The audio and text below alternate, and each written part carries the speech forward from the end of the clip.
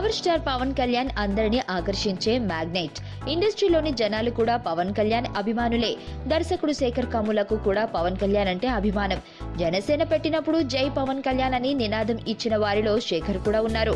అయితే తర్వాత Pawan TDP, BJP మద్దతు ఇవ్వడంతో ఆయనకి నచ్చలేదు. ఈ విషయంలో ఫేస్బుక్ వేదికగా ఆయన అసంతృప్తిని వెళ్లగక్కారు.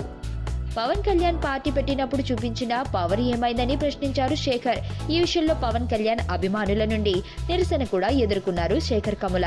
తాజాగా ఇచ్చిన ఇంటర్వ్యూలో ఈ విషయం మరోసారి ప్రస్తావనకు వచ్చింది. దీనిపై స్పందించిన శేఖర్ ఓ వివరణ ఇచ్చారు. నేను పవన్ కళ్యాణ్ కు పెద్ద అభిమానిని. ఆయన గొప్ప లీడర్ అవుతాడని నమ్మినవాడిని. లీడర్ ఎప్పుడు కూడా జనాలను డైరెక్ట్ చేయాలి, రీడైరెక్టర్ కాదు. ఆయన వేరే వారికి మద్దతు ఇవ్వమని చెప్పడం నాకు వింతగా అనిపించింది. అసలు పవన్ కళ్యాణ్ కు అవసరం లేదు. ఆయన స్ట్రక్చర్ వేరని నేను నమ్ముతాను. ఒకరికి మద్దతు చేయమని అడగాల్సిన అవసరం ఆయనకి లేదు. ఆ బాధతోనే అప్పుడు అలా కామెంట్స్ పెట్టా.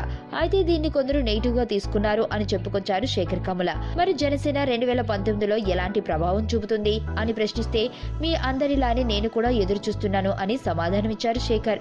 ప్రస్తుతం శేఖర్ కమ్ముల వరుణ్ తేజ్ తో ఫిదా సినిమాను చేస్తున్నారు. 2017లో ఈ సినిమా ప్రేక్షకుల ముందుకు రానుంది. మరణం దేహానికే గాని ఆత్మకు కాదని భగవద్గీత చెప్తుంది. మనిషి బరువెంతున్న మరణానంతరం 21 గ్రాములు తగ్గుతుందని సైన్స్ చెబుతుంది. అంటే ఆ 21 గ్రామ్స్ బరువు